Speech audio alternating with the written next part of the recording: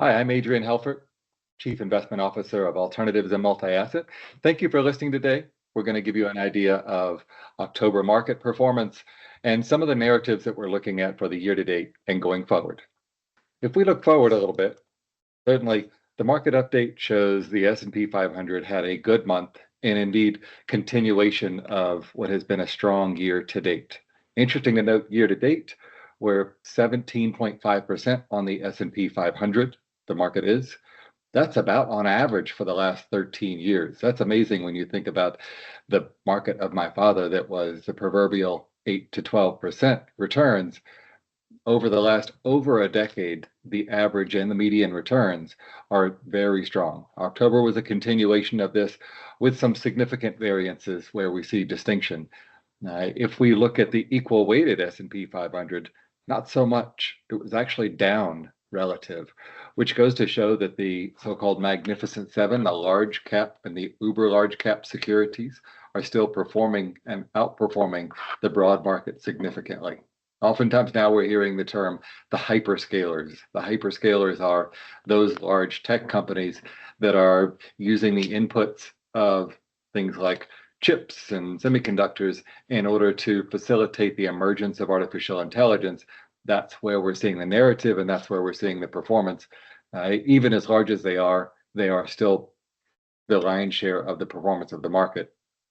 The Russell 2000 we look at as well, which is generally a more small cap stocks, didn't perform quite as well as the S&P 500, but it is notable for seeing better performance in small cap stocks relative to just your standard large cap stocks. So we are seeing some of the ramifications of cutting rates that will lower capital cost for small companies starting to feed through.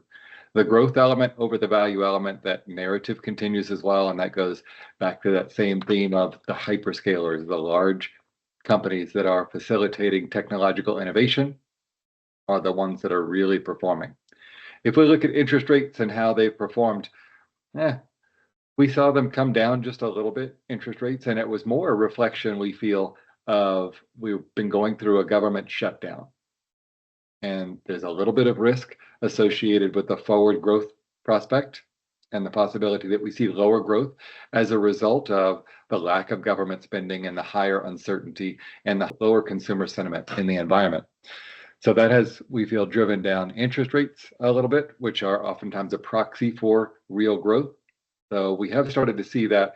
At the same time, we've seen over the course of October the increasing narrative as well of the concern on the credit markets. The credit markets are not pricing a whole lot of default risk right now relative to history.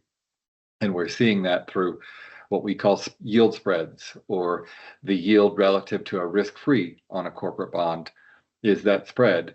That's your compensation for default risk, and it's not much right now. So when you look at the IG, the investment grade option adjusted spread at 78 basis points, that's on the low end of your compensation. So that risk is something we're still very observant of. If we look at the overall sectors and the sector total returns, there was a pretty good divergence as well. Even as I just said that we had a good month of October, not all sectors participated in that. You can see it in the real estate space and in consumer staples.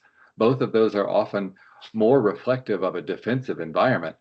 And in part because you expect to see rates dropping more significantly, we didn't see that. Financials, we saw financials come down in part because what I talked about, credit risk and the observance of some large defaults that we had that led to nervousness in the environment. We saw JP Morgan mention during the course of the quarter that, oh gosh, well, when we had some of these defaults, just seeing a couple roaches could mean that there are several more behind the fridge. That's been a concern, that there could be systematic risk. And so we've been watchful of earnings as we're going through the third quarter earnings cycle to see if that's persist, but it has not so far. So we expect to see a little bit better performance from the asset class as we get away from that systematic risk.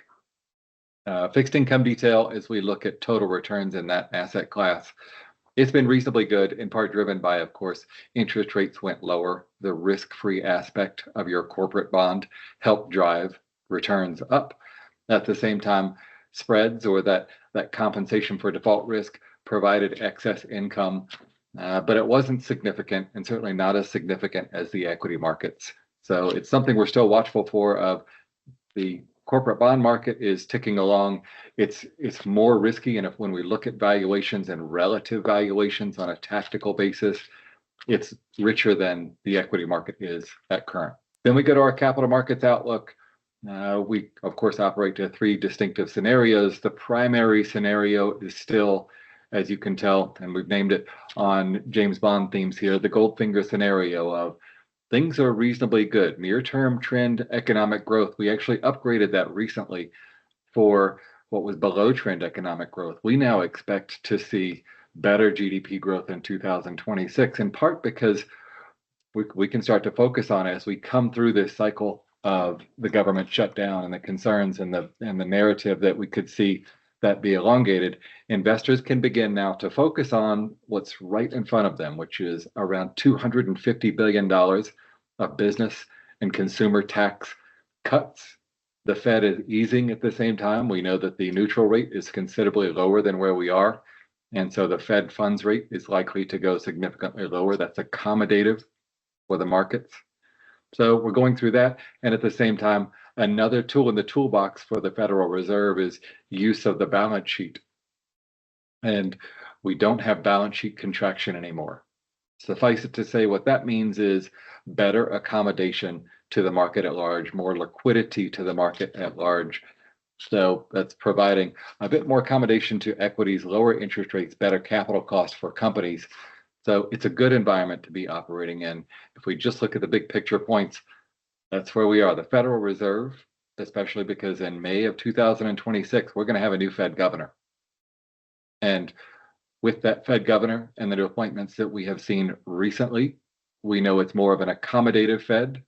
Something we've been looking at is easing is the new normal, the new neutral. And that easing is going to be accommodative to a growth environment. With that, with tax cuts that we see for consumers and companies in 2026, it will be an accommodative 2026 to start the year. Corporate earnings, we're coming through. We're about 90% through as I talk a third quarter earnings cycle, and it's been significantly better than expected. We expected around 7% earnings growth for the quarter, year on year. We're operating to above 9% right now. That does two things. Number one, that gives us a good signal for what we expect in the future that can be extrapolated out to equity markets.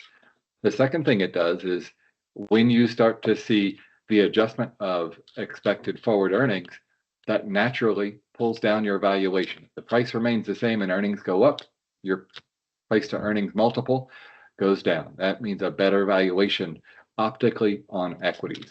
So that's provided a bit of a lift to the market as we've come through that. We feel as we've come through some of the catalyst of the end of the year, primarily the government shutdown, then that narrative increasingly, as I said, is on 2026 has some big positive uplifts for it.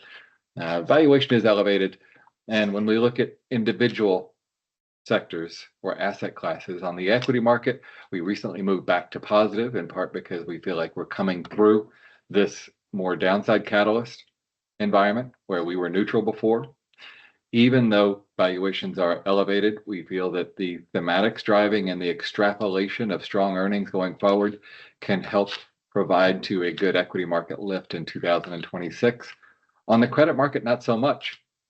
As I said, you're not getting paid much for the default risk of individual bonds at large. Now, there are opportunities out there, and we find those opportunities, certainly on the convertible bond space as well. But on general corporate bonds, we're not pricing in the possibility that we see a significant downside environment. And that's what that space often looks at, is the asymmetric risk. You can earn 5 points on the upside if you go from 95 to par on a bond, or you can earn significant downside risk when a company defaults. Now, probability weighted, of course, that gets you to a $95 price on a bond, but it does tell you as well that the asymmetric risk is not priced in right now. And we see that through corporate bond yield spreads that are not paying us as much as we would like on a broad asset allocation basis. Finally, one thing we looked at, we run a chart of the month in our capital markets outlook. And in our chart of the month, we did focus on valuations. And even as I pull into a positive outlook on equities, it's certainly notable that whichever metric we look at, it is more expensive right now relative to history, whether it is a price per unit of earnings or a price per unit of revenue or a price per unit of book value. It's an expensive market. Markets are looking different than they were 10 years ago, 20 years ago. Now, in part, that could be due as well to the constituency has changed. When I look at the S&P 500 today, it's about 30% technology sector, and that understates it itself. It's probably more around 50% technology sector when I take into account that Google and Tesla and Amazon, other companies that are not classified as technology companies, are really exposed to the technology factor. So that's where the market is pricing in extraordinary valuations relative to history that was more of, at times in history, an energy market or more financials exposed. So that's in part a driving of the elevated valuation that we see.